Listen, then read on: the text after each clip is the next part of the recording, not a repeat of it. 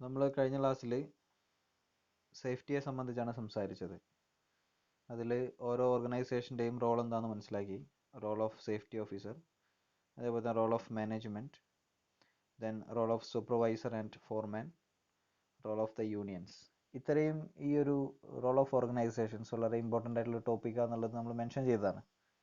നമുക്കിനി ഹസാഡിയസ് ആയിട്ടുള്ള ഒരു എൻവിറോൺമെൻറ്റിൽ, എന്താ ഹസാഡിയസ് എൻവിറോൺമെൻറ്റ് എന്ന് പറഞ്ഞാൽ ജാഗ്രത പുലർത്തേണ്ട അല്ലെങ്കിൽ അപകട സാധ്യത കൂടിയ ചുറ്റുപാടുകളിൽ നമ്മൾ വർക്ക് ചെയ്യുമ്പോൾ ശ്രദ്ധിക്കേണ്ട മുൻകരുതലുകൾ, പ്രിക്കോഷൻസ്, അതാണ് നമുക്ക് ഡിസ്കസ് ചെയ്യുന്നത്.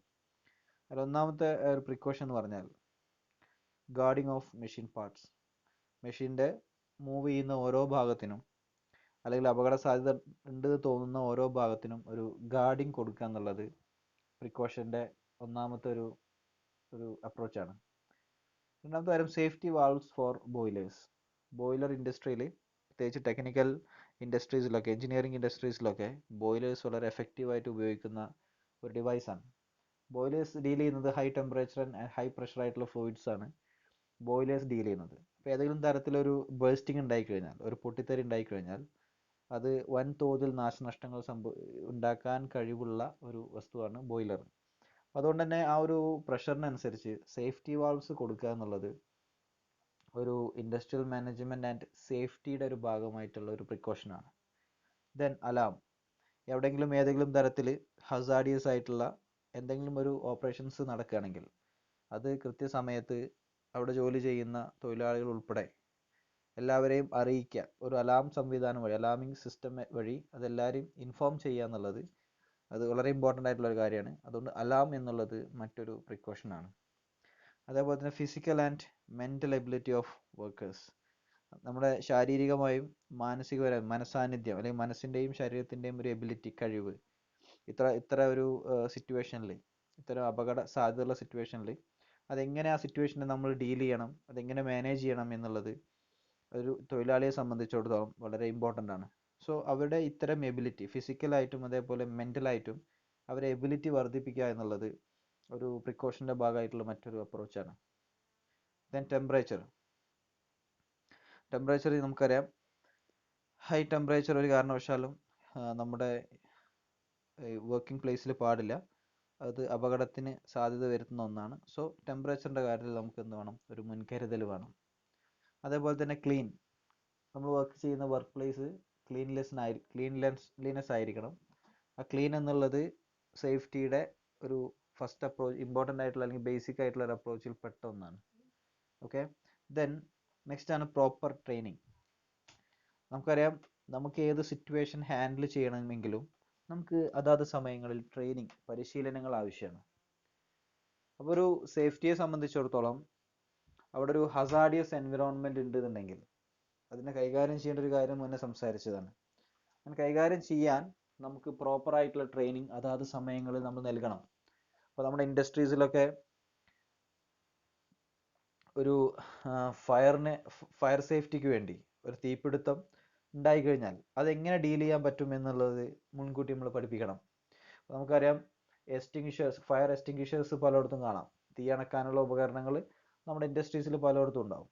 പക്ഷേ എങ്ങനെയാണ് അത് ഉപയോഗിക്കുക എന്നുള്ളത് നമ്മൾ ട്രെയിനിങ്ങിൻ്റെ ഭാഗമായിട്ട് അവരെ പഠിപ്പിച്ചു കൊടുക്കണം. ഒരു ഉദാഹരണം മാത്രമാണ് പറഞ്ഞത്. ഇത്തരം രീതിയിൽ അവിടുത്തെ തൊഴിലാളികളെ ട്രെയിനിങ് നടത്തുക എന്നുള്ളത് ഒരു ഹസാർഡ്സിനെതിരെയുള്ള അല്ലെങ്കിൽ ഒരു ആക്സിഡൻറ്റിനെതിരെയുള്ള ഒരു പ്രിക്കോഷനാണ്. വാർണിംഗ് പോസ്റ്റേഴ്സ് മീൻസ്, നമുക്കറിയാം, ഇപ്പോൾ ഒരു ട്രാൻസ്ഫോമറിൻ്റെ അടുത്തേക്ക് പോകുമ്പോൾ വാർണിങ്ങിൻ്റെ ഒരു സൈൻ കാണിക്കാറുണ്ട് അല്ലേ? ഒരു തലയോട്ടിയുടെയും എല്ലിൻ്റെ ഒരു പോസ്റ്റർ നമ്മൾ കാണാറുണ്ട്. അതൊരു വാർണിംഗ് ആണ്, നമ്മൾ തുടരരുത്, അവിടെ ഹൈ ഇലക്ട്രിസിറ്റി പാസ് ചെയ്യുന്ന ഒരു ഏരിയയാണ്, ഡേഞ്ചറാണ്, ശ്രദ്ധിക്കണം എന്നുള്ള പോസ്റ്റർ നമ്മൾ കണ്ടിട്ടുണ്ടാവും. അതേപോലെ, അത് ഉദാഹരണം പറഞ്ഞെന്ന് മാത്രം. അതേപോലെ ഇൻഡസ്ട്രീസിൽ ഹൈ റിസ്ക് ഏരിയാസ് അല്ലെങ്കിൽ ഹസാഡിയസ് എൻവിറോൺമെൻറ്റ് കീപ്പ് ചെയ്യുന്ന അല്ലെങ്കിൽ ഹസാഡിയസ് എൻവിറോൺമെൻറ്റ് ഉള്ള ഏരിയകളിൽ നമുക്ക് ഇതൊരു ഹസാഡിയസ് ഏരിയ ആണ് എന്ന് മനസ്സിലാക്കുന്ന തരത്തിലുള്ള പോസ്റ്റേഴ്സ് കൊണ്ടുവരിക എന്നുള്ളത് ഈ ഒരു പ്രിക്കോഷൻ്റെ മറ്റൊരു അപ്രോച്ചാണ്. ഫയർ എക്സ്റ്റിങ്ക്വിഷേഴ്സ് നമ്മൾ ഓൾറെഡി സംസാരിച്ചൊരു കാര്യമാണ്, തീയണക്കുന്ന ഉപകരണങ്ങൾ. Then emergency exit. നമുക്കറിയാം, ഏതൊരു ഇൻഡസ്ട്രീസിലും ഏതൊരു കൺസ്ട്രക്ഷൻ ഫീൽഡിലും ഏതൊരു മറ്റു നിർമ്മിതികളിലൊക്കെ എമർജൻസി എക്സിറ്റ് എന്നുള്ള ഒരു കോൺസെപ്റ്റ് നമ്മൾ കൊണ്ടുവരാറുണ്ട്. ഇപ്പോൾ എയർക്രാഫ്റ്റിലുണ്ട്, വലിയ ബസ്സുകളിൽ നമ്മൾ കാണാറുണ്ട്. ഒരു ഓട്ടോമൊബൈലിൻ്റെ കേസ് ഞാൻ പറയാണ്. അതേപോലെ തന്നെ ഒരു ഇൻഡസ്ട്രി പറയുകയാണെങ്കിൽ ഒരു ഇൻഡസ്ട്രീസിൽ തീപിടുത്തം ഉണ്ടായി കഴിഞ്ഞാൽ ഏതൊക്കെ ഭാഗങ്ങൾ ഉപയോഗിക്കണം എന്നുള്ളത് കാണിക്കാറുണ്ട്. അങ്ങനെ ഏതെങ്കിലും തരത്തിൽ എമർജൻസി സിറ്റുവേഷൻസ് അവിടെ റേസ് ചെയ്യുകയാണെങ്കിൽ അത്തരം സാഹചര്യത്തിൽ വളരെ പെട്ടെന്ന് തന്നെ ആ അപകടത്തിൽ നിന്നും രക്ഷപ്പെടുന്നതിന് വേണ്ടിയിട്ടുള്ള ഒരു എക്സിറ്റ്, ഒരു എമർജൻസി എക്സിറ്റ് നമ്മുടെ ഇൻഡസ്ട്രിയെ സംബന്ധിച്ചിടത്തോളം നിർബന്ധമായിട്ടും ഉണ്ടായിരിക്കുന്നത് നല്ലതാണ്. കാരണം അത് ഹസാർഡിയസ് എൻവിറോൺമെൻറ്റ് ഡീൽ ചെയ്യുന്നതിനുള്ള ഒരു പ്രിക്കോഷനായിട്ട് നമുക്ക് കണക്കാക്കാം. അടുത്ത് നമ്മൾ സംസാരിക്കുന്നത് പ്രിക്കോഷൻസ് തന്നെയാണ്.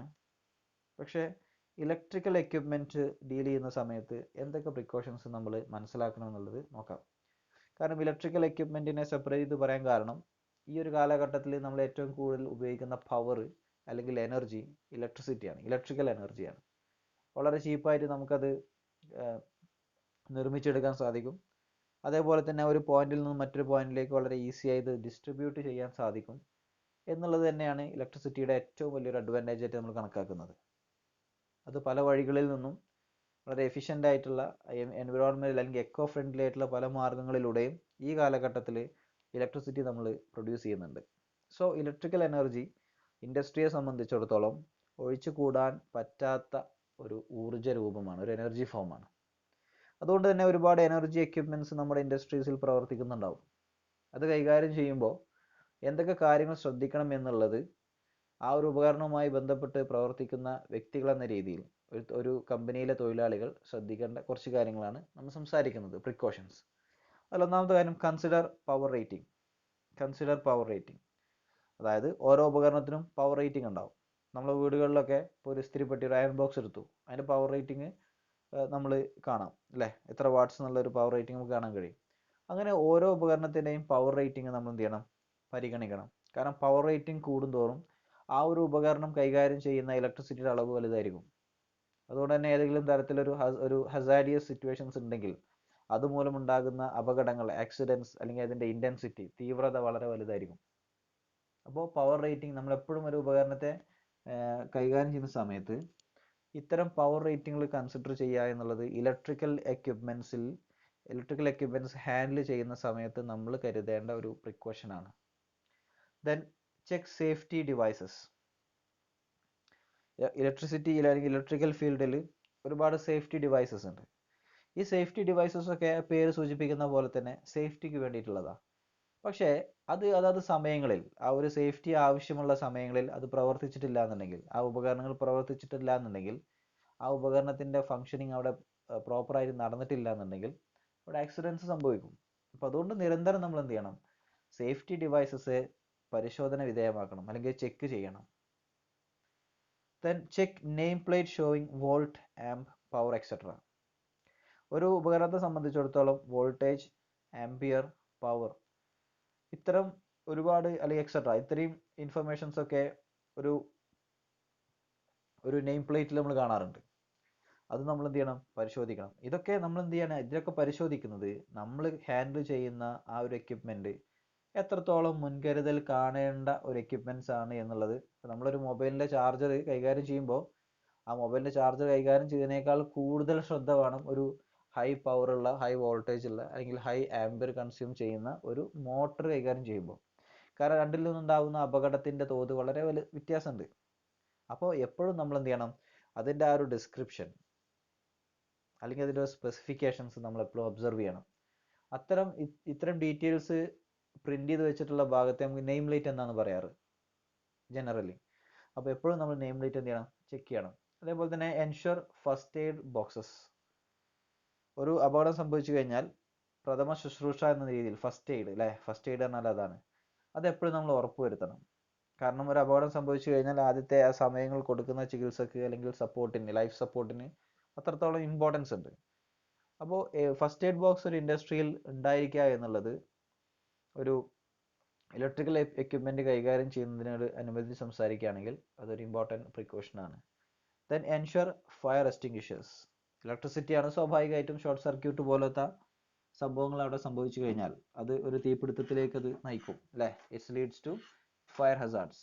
അത്തരം ഫയർ ഹസാർഡ്സ് ഉണ്ടെങ്കിൽ തീർച്ചയായിട്ടും നമ്മൾ എന്ത് ചെയ്യണം, ഫയർ എക്സ്റ്റിങ്ക്വിഷേഴ്സ് ഒരു ഇലക്ട്രിക്കൽ എക്യുപ്മെന്റ് ഡീൽ ചെയ്യുന്ന ഒരു ഇൻഡസ്ട്രി എന്ന രീതിയിൽ നമ്മൾ കാണണം. ദെൻ കണ്ടക്ട് പീരിയോഡിക്കൽ ടെസ്റ്റിംഗ്, നിരന്തരം ഇലക്ട്രിക്കൽ ഡിവൈസസിനെ ഒരു ടെസ്റ്റിങ്ങിന് വിധേയമാക്കണം. ഏതെങ്കിലും തരത്തിൽ മെയിൻ്റനൻസ് വേണോ എന്ന് നമ്മൾ മനസ്സിലാക്കണം. ഏതെങ്കിലും തരത്തിൽ ആ മെഷീനറീസിന് ഫോൾട്ടി ഓപ്പറേഷൻസ് വരാനുള്ള സാധ്യത ഉണ്ടോ എന്നുള്ളത് മുൻകൂട്ടി കാണണം. അതുകൊണ്ട് പീരിയോഡിക്കലി പറഞ്ഞ ഒരു ഇൻ്റർവെൽ വെച്ചിട്ട്, ഇപ്പോൾ നമ്മൾ കാറൊക്കെ ടെസ്റ്റ് ചെയ്യാറുണ്ട് ഒരു കൊല്ലം കഴിയുമ്പോൾ, അല്ലെങ്കിൽ ഒരു 10,000 കിലോമീറ്റർ ഓടുമ്പോഴൊക്കെ ഓരോ കമ്പനിക്ക് അനുസരിച്ച് നമ്മൾ ചെയ്യാറുണ്ട്. അതൊരു പീരിയോഡിക്കൽ ടെസ്റ്റിംഗ് ആണ്, അല്ലെങ്കിൽ പീരിയോഡിക്കൽ മെയിൻ്റനൻസ് ആണ്. ഇവിടെ മെയിൻ്റനൻസ് അല്ല ഉദ്ദേശിക്കുന്നത്, ടെസ്റ്റിംഗ് ആണ്. നമ്മൾ ഉദ്ദേശിച്ച പോലെ തന്നെയാണ് ഈ ഉപകരണങ്ങൾ പ്രവർത്തിക്കുന്നത് എന്നുള്ളത് പീരിയോഡിക്കലി നമ്മൾ ചെക്ക് ചെയ്യണം. Then check the proper earthing. ഒരു ഇലക്ട്രിക്കൽ ഡിവൈസിനെ സംബന്ധിച്ചിടത്തോളം എർത്തിങ് എന്നുള്ളത് വളരെ ഇമ്പോർട്ടൻ്റ് ആയിട്ടുള്ള ഒരു പാരാമീറ്റർ ആണ്, അല്ലെങ്കിൽ ഒരു അപ്രോച്ചാണ്. ഏതെങ്കിലും തരത്തിൽ നമ്മൾ കൈകാര്യം ചെയ്യുന്ന ഡിവൈസസിൻ്റെ ബോഡിയിലേക്ക് ഇലക്ട്രിസിറ്റി പാസ് ചെയ്യുന്നുണ്ടെങ്കിൽ നമുക്കറിയാം ആ ഡിവൈസസ് നമ്മൾ കൈകാര്യം ചെയ്യുമ്പോൾ ഇലക്ട്രിസിറ്റി നമ്മുടെ ശരീരത്തിലൂടെ ഒഴുകും. അങ്ങനെ നമ്മുടെ ശരീരത്തിലൂടെ ഇലക്ട്രിസിറ്റി ഒഴുകിക്കഴിഞ്ഞാൽ അത് ഒരു അപകടത്തിലേക്ക് നയിക്കും. അപ്പോൾ അത്തരം സിറ്റുവേഷനിൽ അവിടെ വർക്ക് ചെയ്യുന്ന തൊഴിലാളികൾക്ക് ആ ഇലക്ട്രിക്കൽ ഷോക്ക് ഏൽക്കാതിരിക്കാൻ, അല്ലെങ്കിൽ ഇലക്ട്രിസിറ്റി അദ്ദേഹത്തിൻ്റെ ശരീരത്തിലൂടെ പാസ് ചെയ്യാതെ കൃത്യമായി എർത്തിങ് ലൈനിലൂടെ എർത്തിലേക്ക് പോകാനുള്ള ഒരു സൗകര്യമാണ് എർത്തിങ് എന്നുള്ള ഒരു ഇലക്ട്രിക്കൽ സംവിധാനം എന്നുള്ളത് നമുക്കറിയാം, അറിയുന്ന ഒരു കാര്യമാണ്. അപ്പോൾ ഇലക്ട്രിക്കൽ ഡിവൈസസിനെ സംബന്ധിച്ചിടത്തോളം എർത്തിങ് വളരെ ക്ലിയർ ആയിരിക്കുക, ഇറ്റ് ഷുഡ് ബി എഫക്റ്റീവ് എന്നുള്ളത് ഒരു ഇലക്ട്രിക്കൽ ഡിവൈസസ് ഹാൻഡിൽ ചെയ്യുമ്പോഴുള്ള ഒരു പ്രിക്കോഷനായിട്ട് നമുക്ക് കണക്കാക്കാം. ഓക്കെ, ദെൻ അപ്പോൾ നമ്മൾ ഒരുപാട് പ്രിക്കോഷൻസിനെ പറ്റി സംസാരിച്ചു. നമുക്ക് ഈ പ്രിക്കോഷൻസിനെ പറ്റി പഠിച്ചാൽ മാത്രം പോരാ, ഇതൊരു നിയമത്തോടു കൂടി കൊണ്ടുവരണം അല്ലേ. സേഫ്റ്റി എന്നുള്ള ഒരു കോൺസെപ്റ്റ് നമ്മളൊരു ഉപദേശം പോലെ കുറേ സംസാരിച്ചിട്ട് കാര്യമില്ല. അതെന്തൊരു നിയമത്തിൻ്റെ അടിസ്ഥാനത്തിൽ കൊണ്ടുവന്നാൽ മാത്രമാണ് വാല്യൂ ഉണ്ടാവുകയുള്ളൂ. അല്ലെങ്കിൽ ജനങ്ങൾ അത്, അല്ലെങ്കിൽ ഒരു തൊഴിലാളികൾ, അല്ലെങ്കിൽ ഒരു കമ്പനിയെ സംബന്ധിച്ചിടത്തോളം അതിൻ്റെ മാനേജ്മെൻ്റ് ഒക്കെ ഇത്തരം അപ്രോച്ചുകൾ ആ ഇൻഡസ്ട്രിയിൽ ഇംപ്ലിമെൻ്റ് ചെയ്യുള്ളൂ. അപ്പോൾ അതുകൊണ്ട് തന്നെ സേഫ്റ്റിയെ മുൻനിർത്തിക്കൊണ്ട് 1948 കൊണ്ടുവന്നൊരു നിയമമാണ് ഫാക്ടറി ആക്ട്. 7 മാർക്കിനും 8 മാർക്കിനും നിരന്തരം ചോദിക്കുന്നൊരു ചോദ്യമാണ്, ഡയറക്റ്റ് ചോദ്യമാണ്. ഡിസ്ക്രൈബ് അബൌട്ട് ഫാക്ടറി ആക്ട് 1948 എന്ന് നിരന്തരം നേരിട്ട് ചോദിക്കുന്ന ഒരു ചോദ്യമാണ്. സോ എന്തൊക്കെയാണ് ഫാക്ടറി ആക്ടിൽ സംസാരിക്കുന്നത് നമുക്കൊന്ന് മനസ്സിലാക്കാം. അതിലെ പ്രൊവിഷൻസ്, അതിൽ പറഞ്ഞ കാര്യങ്ങൾ, every moving part of machinery should be safeguarded by casing and fencing. അതായത് മൂവിങ് പാർട്ട് ഓഫ് മെഷീനറി, ഒരു മെഷീനറിയുടെ അനങ്ങുന്ന ഭാഗങ്ങൾ, ചലിക്കുന്ന ഭാഗങ്ങൾ, അത് റൊട്ടേഷണൽ മോഷൻ ആയിരിക്കാം, എന്തും ആയിക്കോട്ടെ, അങ്ങനെ മോഷനിലിരിക്കുന്ന ഒരു മെഷീനറിയുടെ ഭാഗങ്ങൾക്ക് കൃത്യമായിട്ട് സേഫ് ഗാർഡ് കൊടുക്കുക, കേസിംഗ് കൊടുക്കുക, കേസിംഗ് വഴി ഒരു സേഫ്റ്റി പ്രൊവൈഡ് ചെയ്യാം. അതേപോലെ തന്നെ ഫെൻസിങ് എന്ന് പറഞ്ഞാൽ വല, ഒരു നെറ്റ് പോലെ കെട്ടി വെക്കുക. നമ്മുടെ അവിടെ ജോലി ചെയ്യുന്ന തൊഴിലാളികൾ ഉൾപ്പെടെ ഒരു ഫോറിൻ മെറ്റീരിയൽസ് ഒരു കാരണവശാലും ഈ മൂവിങ് പാർട്സിലേക്ക് ടച്ച് ചെയ്യാത്ത രൂപത്തിൽ, അവിടെ കടന്നു ചെല്ലാത്ത രൂപത്തിൽ ഒരു ഗാർഡ്, സേഫ് ഗാർഡ് ഉണ്ടാക്കുക എന്നുള്ളത് ഒന്നാമത്തെ പ്രൊവിഷൻ നമുക്ക് കണക്കാക്കാം. രണ്ടാമത്, only trained worker wearing tight fitting clothing should be allowed to work on or near moving machinery. അനങ്ങുന്ന ഒരു മെഷീനറിക്ക് തൊട്ടടുത്ത് ജോലി ചെയ്യുന്ന തൊഴിലാളികൾ വളരെ ഫിറ്റ് ആയിട്ടുള്ള ഡ്രസ്സ് ധരിക്കുക എന്നുള്ളത് ഇമ്പോർട്ടൻ്റ് ആയിട്ടുള്ളൊരു കാര്യമാണ്. കാരണം നമ്മുടെ ഡ്രസ്സ് വളരെ ലൂസാണെങ്കിൽ ഇതൊക്കെ മൂവിങ് പാർട്ടിലേക്ക് ടച്ച് ചെയ്ത് കഴിഞ്ഞാൽ അതിൻ്റെ ഉള്ളിലേക്ക് വലിച്ചെടുക്കാനുള്ള സാധ്യത കൂടുതലാണ്. പക്ഷേ ഇവിടെ പ്രത്യേകം പറയുന്ന കാര്യം ഓൺലി ട്രെയിൻഡ് വർക്കർ, അതായത് ഈ വർക്കർക്കൊക്കെ ട്രെയിനിങ് കൊടുത്ത് ഇതിനെപ്പറ്റി അറിവും പരിചയമുള്ള വ്യക്തികളായിരിക്കണം ഇത്തരം രീതിയിലേക്ക് മുന്നോട്ട് പോകേണ്ടത്. സോ ട്രെയിനിങ് എന്നുള്ളത് ഇമ്പോർട്ടൻ്റ് ആയിട്ടുള്ളൊരു കാര്യമാണ്. അത് ഫാക്ടറി ആക്ടിൻ്റെ ഒരു ചിന്തയാണ്, ഒരു പ്രൊവിഷനാണ്. Then devices for removing power supply from running machines in emergency shall be provided. ഏതെങ്കിലും തരത്തിൽ ഒരു മെഷീന്, ഓടുന്ന മെഷീൻ, റണ്ണിങ് മെഷീൻ എന്ന് പറഞ്ഞാൽ പ്രവർത്തിക്കുന്ന, ഓപ്പറേഷനിൽ ഇരിക്കുന്ന മെഷീൻസിൽ ഏതെങ്കിലും തരത്തിലൊരു എമർജൻസി ഉണ്ടായി കഴിഞ്ഞാൽ പവർ സപ്ലൈ ഓഫ് ആക്കണമെന്നുണ്ടെങ്കിൽ, റിമൂവിങ് പവർ സപ്ലൈ എന്ന് പറഞ്ഞാൽ അതിലേക്ക് കൊടുക്കുന്ന ആ ഒരു ഇൻപുട്ട് എനർജി നമുക്ക് റിമൂവ് ചെയ്യണമെന്നുണ്ടെങ്കിൽ അതിൻ്റെ സൗകര്യങ്ങൾ, എമർജൻസി ഫെസിലിറ്റീസ് നമ്മൾ എന്ത് ചെയ്യണം, പ്രൊവൈഡ് ചെയ്യണം. It shall be provided. Okay, അടുത്ത ഒരു ഭാഗം ശ്രദ്ധിക്കുകയാണെങ്കിൽ all detailed information should be affixed on every revolving machines. Revolve ചെയ്യുന്ന മെഷീൻസ് അല്ലെ, റൊട്ടേറ്റിങ്ങും റിവോൾവിങ്ങും രണ്ടാണ്. ഈ റിവോൾവ് ചെയ്യുന്ന മെഷീൻസിൻ്റെ ആ മെഷീൻസിനെ സംബന്ധിച്ചുള്ള എല്ലാ ഇൻഫർമേഷൻസും ഡീറ്റെയിൽ ആയിട്ട് നമ്മളവിടെ കൊടുക്കുക എന്നുള്ളത് ഫാക്ടറി ആക്ടിനെ സംബന്ധിച്ചിടത്തോളം it's an important provision. Then the workers are provided with suitable goggles and screens to protect their eyes. അതായത് ഉദാഹരണം ഒരു വെൽഡിംഗ് നടത്തുന്ന തൊഴിലാളിയാണെന്ന് വിചാരിച്ചു. ആ തൊഴിലാളിയെ സംബന്ധിച്ചിടത്തോളം ആ വെൽഡിംഗ് മൂലം കണ്ണുകൾക്ക് തകരാറുകൾ സംഭവിക്കാനുള്ള സാധ്യത കൂടുതലാണ്. അപ്പോൾ അവനക്ക് ആ കണ്ണിനെ സംരക്ഷിക്കേണ്ട safety devices, safety equipments provide ചെയ്യുക എന്നുള്ളത് ഇമ്പോർട്ടൻ്റാണ്. അതൊരു വെൽഡിങ്ങിൻ്റെ കാര്യം മാത്രം. അത്തരം ഏത് വർക്കിൽ ഏർപ്പെടുന്ന തൊഴിലാളിയെ സംബന്ധിച്ചിടത്തോളം അവനക്ക് ആ ഒരു സേഫ്റ്റി എക്യുപ്മെൻറ്റ്സ് കൊടുക്കുക എന്നുള്ളത് ഇമ്പോർട്ടൻ്റ് ആണ്. ഇവിടെ ഗൂഗിൾസ് എന്ന് പറയുന്നത് കണ്ണിനെ അല്ലെങ്കിൽ കണ്ണടക്ക് പറയുന്ന മറ്റൊരു പേരാണ്. സ്ക്രീൻസ് എന്ന് പറയുന്നത് കണ്ണിലേക്ക് അല്ലെങ്കിൽ അവൻ്റെ ശരീരത്തിലേക്ക് വേറൊരു ഫോറിൻ പാർട്ടിക്കിൾസ് വരാത്ത രൂപത്തിലുള്ള ഒരു സ്ക്രീനിങ് കൊടുക്കുക, ഒരു തടസ്സം കൊടുക്കുക. Okay. Then every factory shall be provided with the facilities to escape in case of emergency situations.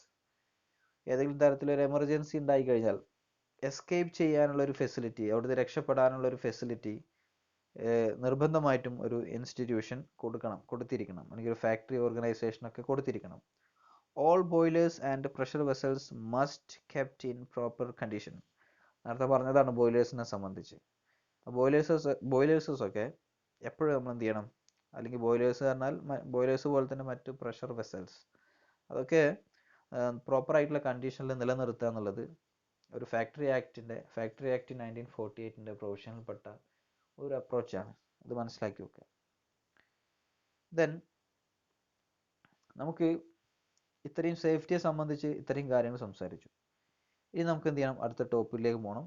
Entrepreneurship എന്നുള്ള ടോപ്പിക്കാണ്. അത് നമുക്ക് അടുത്ത വീഡിയോയിൽ ഡിസ്കസ് ചെയ്യാം. ഓക്കെ. അപ്പോൾ ഇത്രയും കാര്യങ്ങൾ നിങ്ങൾ എന്ത് ചെയ്യുക, മനസ്സിലാക്കി വെക്കുക.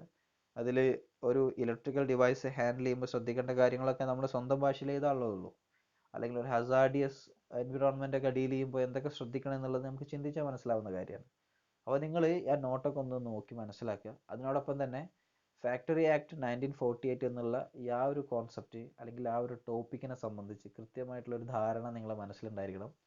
കാരണം 4ാമത്തെ മൊഡ്യൂളിൽ ചോദിക്കാൻ സാധ്യതയുള്ള ഒരു ചോദ്യത്തിൽപ്പെട്ട ഒന്നാണ്, അല്ലെങ്കിൽ ചോദ്യത്തിൽപ്പെട്ട ടോപ്പിക്കാണ് ഫാക്ടറി ആക്ട് 1948. ഓക്കെ. ബാക്കി നമുക്ക് അടുത്ത ക്ലാസ്സിൽ അല്ലെങ്കിൽ അടുത്ത വീഡിയോയിൽ ഡിസ്കസ് ചെയ്യാം. Thank you.